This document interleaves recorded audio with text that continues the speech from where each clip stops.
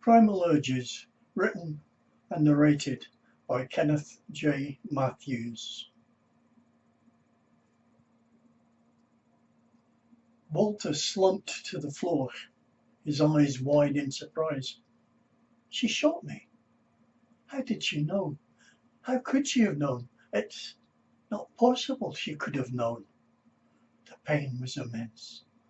Never in his life had he experienced such an intensity of pain. He couldn't believe that a body could endure such agonies without losing consciousness. Walter tried to take a breath, but the effort was enormous, and he vaguely wondered if he had the strength to fill his lungs. Oh my God! A trickle of air had somehow managed to find its way into his tortured lungs, but was accompanied by the screaming pain of tortured nerve endings whistling through his body. It was as though the very marrow was being scraped out of his bones with a long spoon, only to be replaced by an ice-cold vacuum. I want to live. His mind screeched out the message, although no sound issued from his lips. Concentrating all the remaining mental powers at his command, Walter tried to move his little finger. It was useless. He appeared to be paralyzed. He became aware of someone leaning over him. It had to be her. Walter concentrated his remaining mental faculties, trying to focus his eyes on the onlooker, to no avail. Bitch!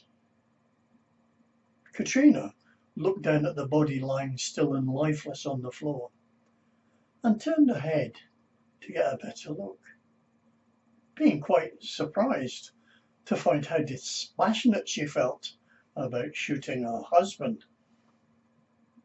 Killing someone is no big deal, she mused. A bit like squeezing a spot on your face, really. She kneeled on the floor and leaned over his body to search the pockets very carefully. It was important to make the murder appear as though it had been an intruder who killed him. Catriona gave a low whistle. Walter had a lot of money in his wallet. Must have been about £10,000, which she found very surprising. She scowled at the memory. The cheapskate normally only carried coppers in his pockets. She dismissed the thought and put the money into her bag. He wouldn't need it anymore. A further search revealed credit and bank cards that Catriona put into her handbag, making a mental note to throw the cards away, along with a slip of paper carrying the relevant PIN numbers, to ensure that somebody would find the cards and the numbers and use them to purchase goods. This would confirm the intruder story. Catriona's lips curled as she looked at his dead face. Had he been handsome? An Adonis? Things might have been different. Walter had no idea how much she despised him. To him, she appeared to be the dutiful wife, the perfect partner. The truth was, she found him repulsive. Before Catriona had married Walter, she'd researched him thoroughly, finding out how much he was worth down to the very last penny. Walter was extremely rich, the perfect husband for her. It wasn't until they were married that Catriona discovered he was also a skinflint, and made sure that they did not have a joint bank account. So much money, and she couldn't get her hands on any of it. Looking at her reflection in the mirror that hung on the wall above the genuine Adam's fireplace, Catriona gazed deep into her own eyes. The image that was reflected had always been a matter of great personal satisfaction to her. She had it all. Not only was she very beautiful, she had been gifted with more than her fair share in the brains department. It had been so easy to carry out on affairs without him knowing. There were lots of men who lusted after her. The ironic thing was, money matters apart, she could do no wrong in her husband's eyes. She smiled to herself at the memory. All that money now, and no one to stop her spending it. She stared at his face, much as a scientist might look at a new form of bacteria under a microscope. Walter's mouth was gaping in a soundless scream, and the top set of his false teeth had fallen down upon his lower set, forming a grotesque smile. She peered at him, curious. His eyes hadn't glazed over yet. Catriona looked deeply into his vacant eyes and shrugged. Perhaps I'll have one later.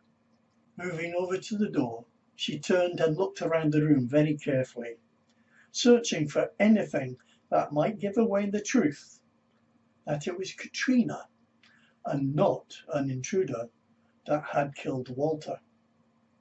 She noticed a small mark on the highly polished floor near the body and went across to investigate. It would never do to leave a clue. A whimper came from Wolf, their Alsatian dog, who was cowering behind the settee. It had been Walter's idea to call the dog that. He seemed to think the name would deter burglars if they happened to be casing the joint. Walter had been obsessed with security ever since he had bought the Picasso. Oh my God! The Picasso! She had completely forgotten about it. If I don't take it away and report it stolen, the police will know it wasn't burglars who killed her. Her heart started to race. Catriona was going to have to take the damn thing. Things were starting to become very complicated. The kitchen drawer, that's right. There's a Stanley knife in the kitchen drawer. She hurried over to the cutlery drawer, and in her haste to get the knife, she knocked over a chair, hurting her knee in the process. She said, through gritted teeth, as she bent over to pick the chair up. Wolf gave out a little yelp, as if to remind her that he was still there. Silencing him with a glare, she went over to collect the knife. Damn that tap! The tap dripped constantly as she hunted through the drawers, drumming out a tempo that matched her increasing panic. Finding the knife, Catriona hurried over to the kitchen door that led to the back garden and checked it was locked. She wanted to make sure that Wolf didn't escape. It wouldn't suit her purpose at all if he raised the alarm prematurely. She went over to the Picasso and started to cut around the edges of the canvas to remove it from its frame, which was when she thought she heard a noise coming from outside the house. Catriona froze. Crunch, crunch, crunch. The gravel in the driveway crunched beneath his feet. It had been a real stroke of luck for him, meeting Walter in town. Arthur hadn't seen Walter in more than 10 years, and he frowned at the memory. It was not a good memory. The last time he'd seen Walter was the same day Arthur had been arrested and thrown in jail.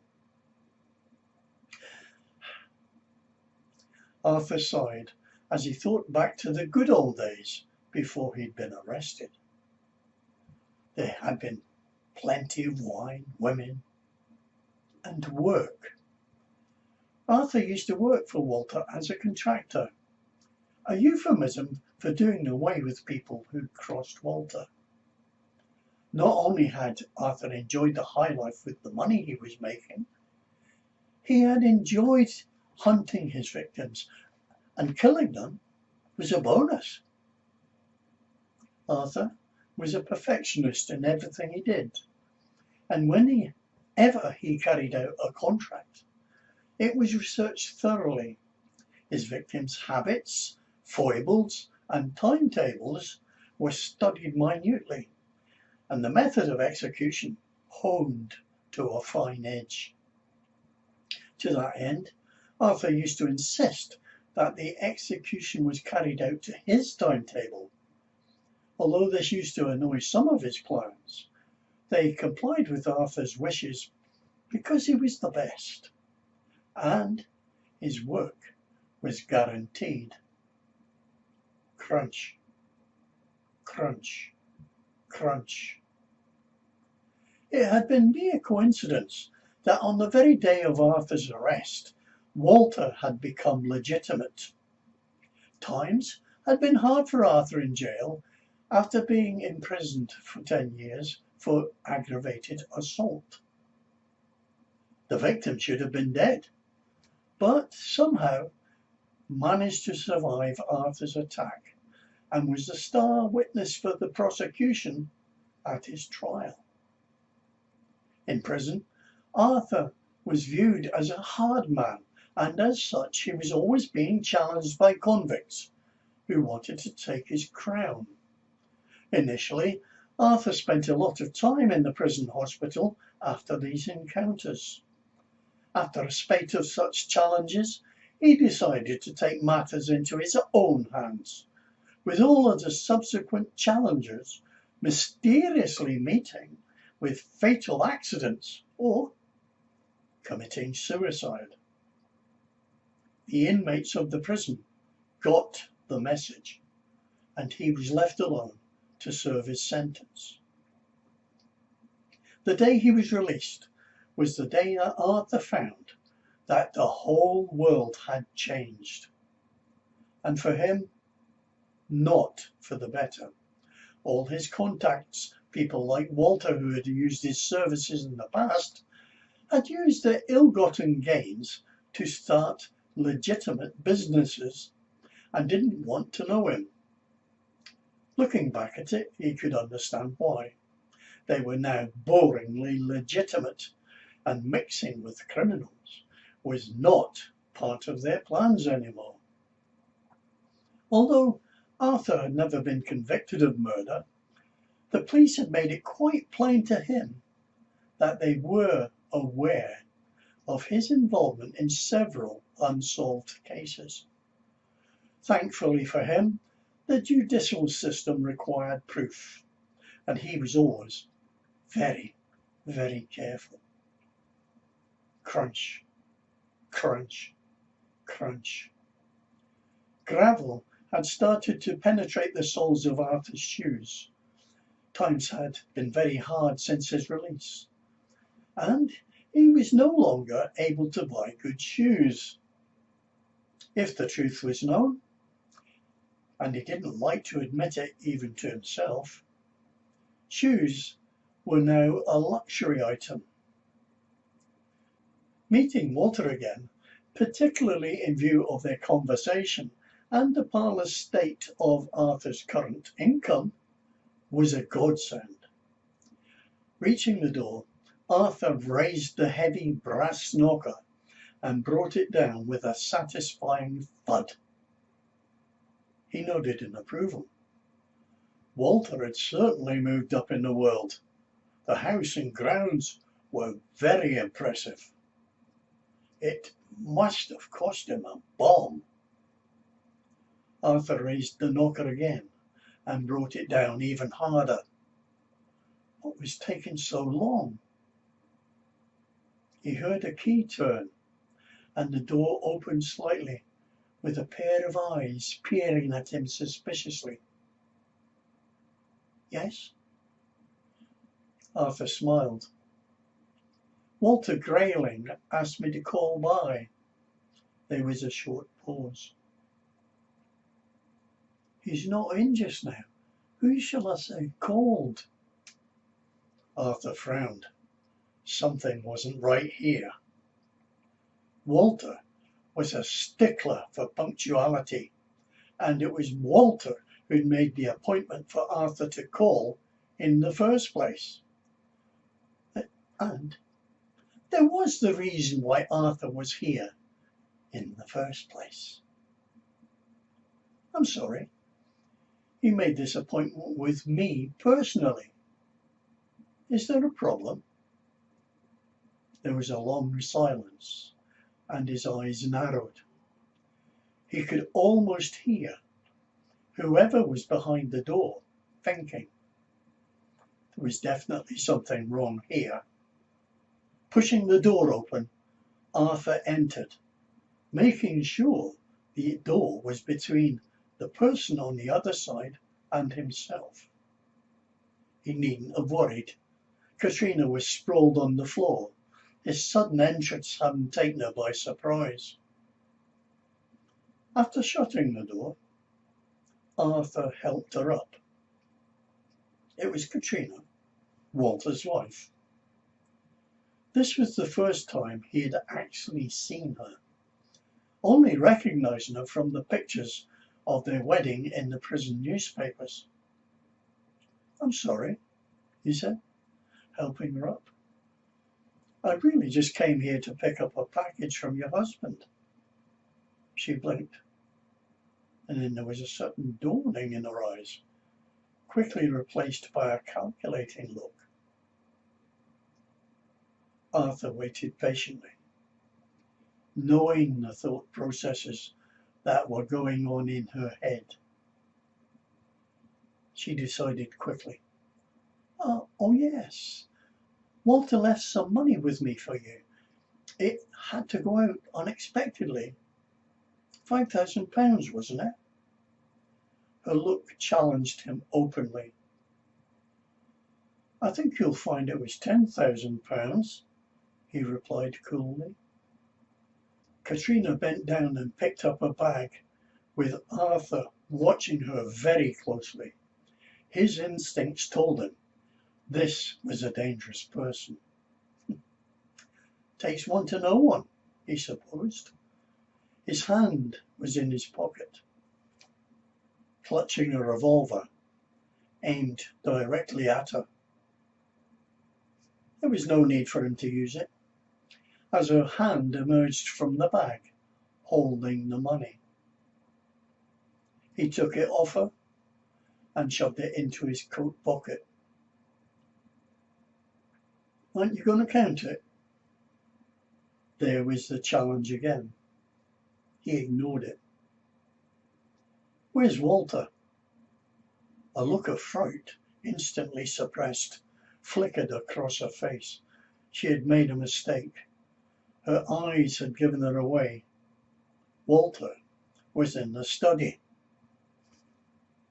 Arthur's hand came out of his pocket, the gun aimed at her heart. Oh my God, what is this? You've got the money. He gestured with the gun that she should go into the study. There was a genuine look of fright on her face now.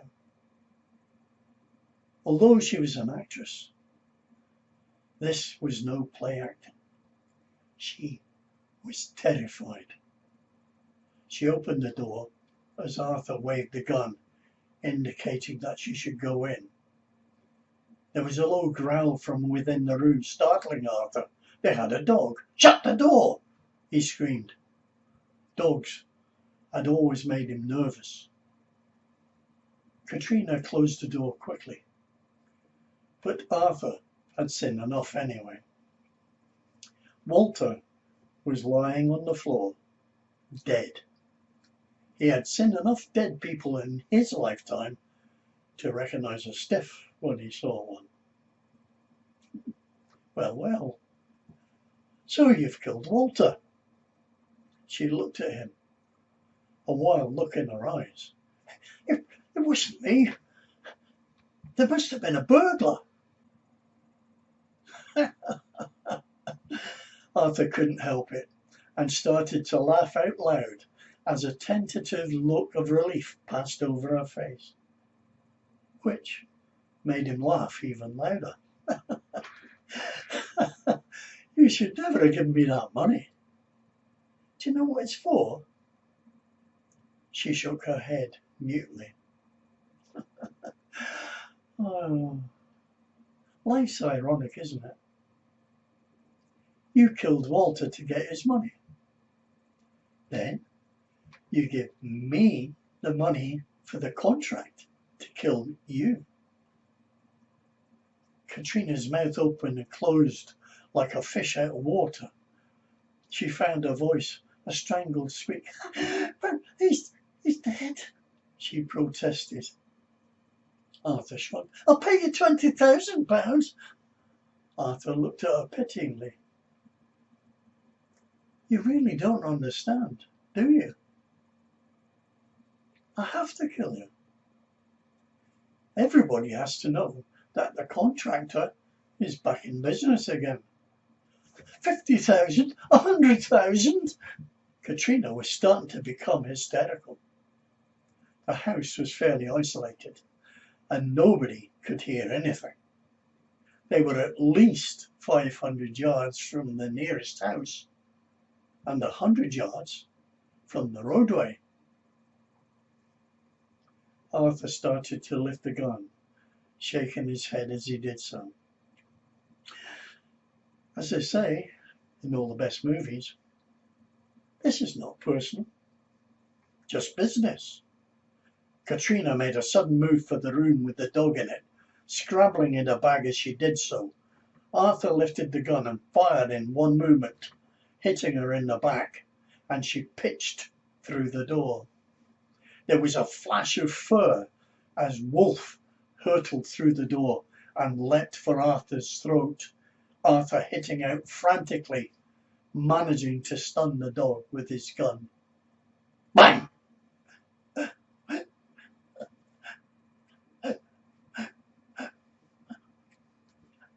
Arthur staggered backwards, shocked and disbelieving. It was as if an enormous hammer had slammed into his body.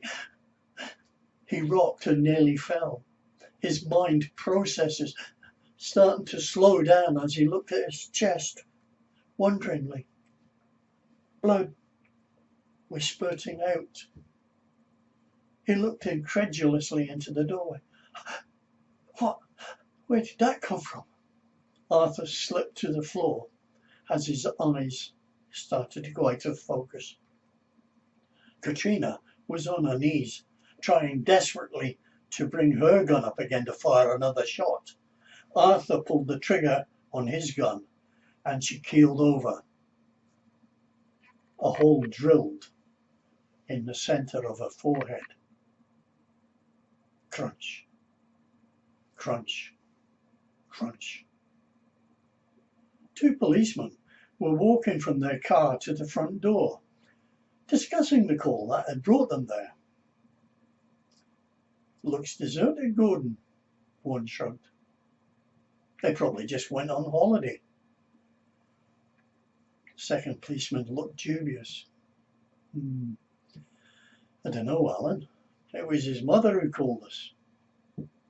She complained that her son had never contacted her on her birthday, then told us that she hadn't heard from him in 3 months since then. Alan shook his head. 3 months? And she's only just called us. Jeez. Gordon shrugged. Don't be too hard on the old biddy, Alan. She was on a cruise. Knock, knock, knock. They hammered on the door, to no avail. There was no answer. So they walked around the house, trying to find another way in. This is going to be a wild goose chase, Alan. They will be away on the cruise as well. Alan said, well, we've got to check it out. He smiled and pointed to a window. Does that look like a broken window to you? The policeman hit the window with his truncheon and cleared the glass to make a hole big enough for him to lean through and open the back door. He opened the door. Hello? Is there anybody there? Hello? There was a flash of fur as Wolf the dog streaked past them and disappeared into the distance. The two policemen made their way into the house very cautiously as Gordon shouted, Hello? Is there anybody there? Gordon started to feel the bile rise in his throat and started to vomit. Jesus! Oh, Jesus! What's that smell? He waved feebly to Alan, who was doubled over, his feet already covered in contents from his stomach. Over here, Alan. Gordon puked again, adding to the stench rising from the two almost eaten bodies. The policeman staggered out of the door of the house and emptied the remains of the contents of their stomachs onto the driveway. Gordon raised his mobile phone. Send an ambulance of forensics. There's been an incident here. No. There's no hurry. Thank you. Oscar 5 to control.